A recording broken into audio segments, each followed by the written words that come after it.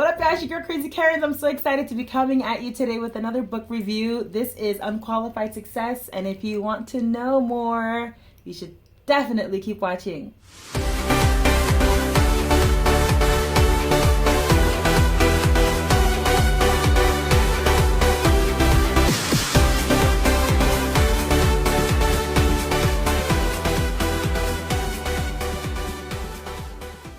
So yes, guys, I read this book, Unqualified Success by Rachel Stewart.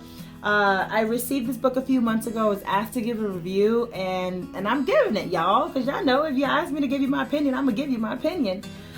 I have to say, I like the cover. I always like to look at a cover. It grabs my attention. It's very simple, black, white, red. I'm a real simple kind of girl, y'all. I don't like all the frilly stuff, so I really enjoyed that. I was sad that I didn't see a picture of the author on the back, but there is a picture of the author inside, all the way at the end. So that was cool.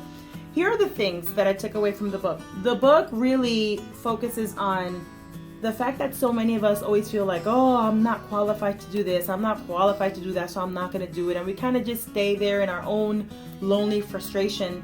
And she talks about her own personal story, about how she kind of became the executive that she is, and how she really didn't have the qualifications to be the executive that she is, but it was about just learning on the journey and continuing on the journey, and I appreciated that. There were also tons of stories of other people just like her that had these great successes. Like, let me just share a few of them. Tessie Friedley, Mark Twight, Warren Buffett, Stacey Brown, Bob Moore, Magno Santos. These are people that had really amazing stories. I'll share one story with you. Tessie Friedley is a woman who, she had everything. She had a husband, she had a family, and sadly her 2-year-old was in an accident, I think it was a fall or something, had a brain injury. The child became disabled, requires a lot of assistance for his daily activities, and then 6 months after that, her husband went blind. Y'all, that crazy. However, this woman, instead of taking those situations and, being depressed the rest of her life, she has turned it and made something positive out of it. And Rachel, the author, shares so many of those stories. The story of Magno Santos, I'm not going to tell you his story because you have to read it. The author does something really cool. At the end of every chapter, she shares a snippet of Magno Santos's life and his thought process on success. And the big thing that I took from Magno is that, if somebody else can know, I can know too. If somebody else can do, I can do. If somebody else can become a doctor or become a lawyer, then I can do it too. And it's a really motivating story that she weaves throughout the entire book, little by little, until you get to the end. And again, I'm not going to tell you because you got to read it. She really grabs your heart and she makes you just, oh my God, that really happened? Like, I was stunned when I got to the end, but it was just beautiful. It ended very, very beautifully. Something else that I liked about the book, at the end of every chapter, she provides like these reflection activities where she helps you to pinpoint what your fears are, why maybe you have those fears, what you can do to overcome those fears. She really digs into your mind and she digs into your heart to help you say, you know what, I've got these dreams, these passions. Let's take them from here and let's bring them here to the tangible present. And Rachel, I don't know you personally, but I wanted to thank you because your book finally got me to venture out and start my own business. I have been wanting to do that for a long time, and I just felt like I was unqualified. I felt like, what do I know? I'm just a music teacher. And in August, I said, you know what? Forget this. I'm doing it. And I did it. And I started small. I'm selling some tote bags, and it was very well received on social media. Thank you to everyone who has purchased their tote bags, and those of you that want to purchase your tote bags. Thank you, Rachel, because I finally stopped having it be a dream and I created something and it turned into reality. And this is the book that lit the fire under my behind. So thank you, Rachel. There was something else that the book would ask you to do in the activities, and one of them was in the chapter that she spoke about grit, building grit. And she actually said, oh, you should take a cold shower. And I was like, take a cold shower? Who the heck gonna take a cold shower? Well, I did. I took a cold shower, y'all. At first I was like, and then I was like, and then I had it, y'all. I had it. And I walked out of that shower like a boss. Like, I was like, I can handle anything now. So that was cool. But she does. She has a lot of activities, physical activities, mental activities, emotional activities. Like, she really takes you through the ringer. Now, y'all know that I am a stickler for things. As a musician, guys, I'm really big on details.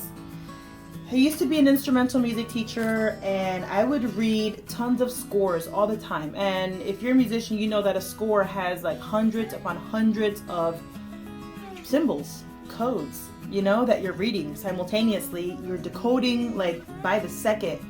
And when there's a mistake in the score, it kind of pops back at you like, whoa, what just happened? So to me, that interrupts the cadence of thought. And I found a lot of errors in this book, guys. I found like 17 errors. That's a lot, in my humble opinion. Page 13 was the first error I found, and I'll read you the sentence. It says, one night, I was at work at the airport and a gentleman asked me to help him fill out his boarding pass. Me and I saw that he was flying to the United States. Me and I don't get that. I found another error on page 54. There is world of information out there. There is a world of information. I feel like there's something missing. Page 64, there was another error. And I'm not going to read all of them to you because this is going to make the vlog way too long.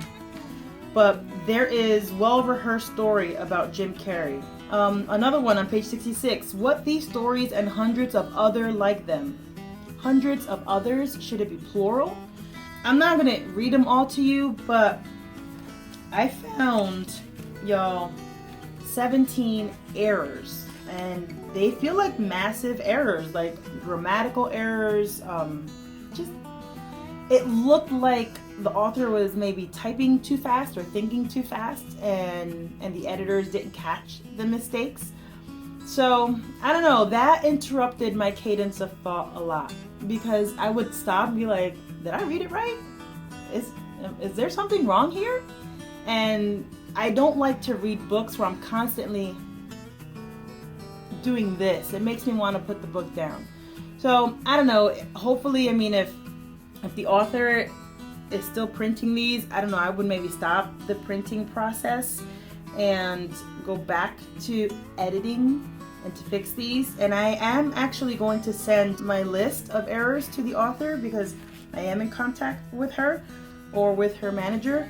That was my only con, is that I found a lot of errors in here.